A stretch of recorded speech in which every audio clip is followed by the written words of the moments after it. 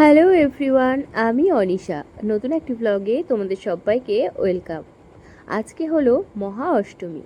বাঙালিরা কিন্তু বছরের এই 4টে দিনের জন্যে অপেক্ষা করে থাকে, আর তার মধ্যে সব থেকে যেটা বেশি অপেক্ষা করে থাকে সেটা হলো অষ্টমীর অঞ্জলি দেওয়ার জন্য।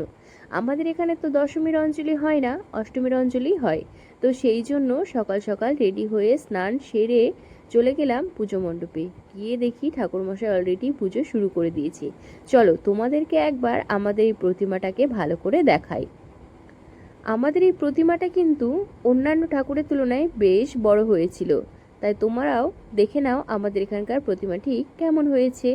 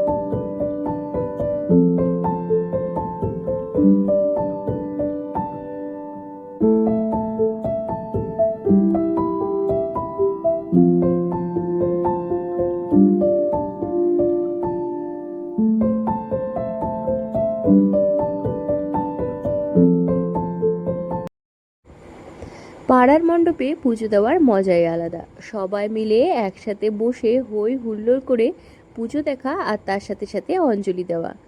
সবাই মিলে বেশ নিজেদের মধ্যে খুব ভালো গল্পগুজব করছে, আর তার সাথে সাথে পুজোও দেখছে। তো হঠাৎ দেখি এই পুচকেটা বিরাট একটা অ্যাটিটিউড নিয়ে মন্দিরে ঢুকছিল। তো সেই সময় ক্যামেরাটা অন ছিল, তাই ভিডিও না করে আর পারলাম না। আমাদের যে পুরোহিত এবছর এসেছে সেই কিন্তু খুব ভালো নাচতে পারে, তো ঢাকের তালে তালে আমাদের সুন্দর করে নাচ করে দেখাচ্ছিল।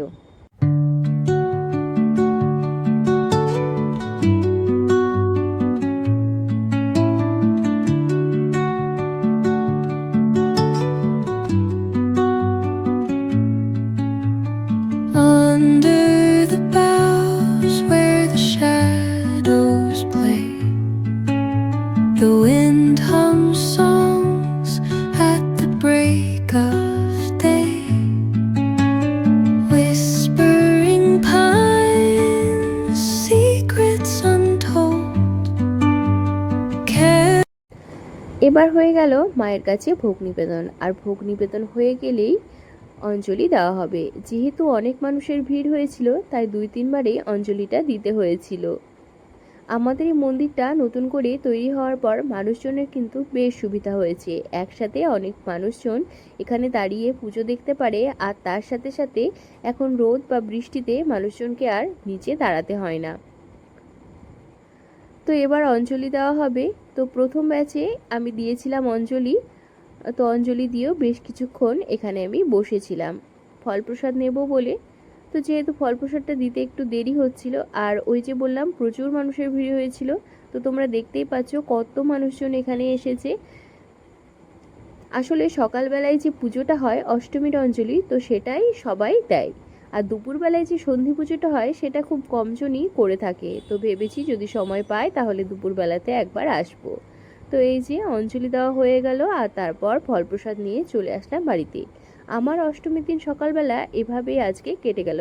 চলো বাই।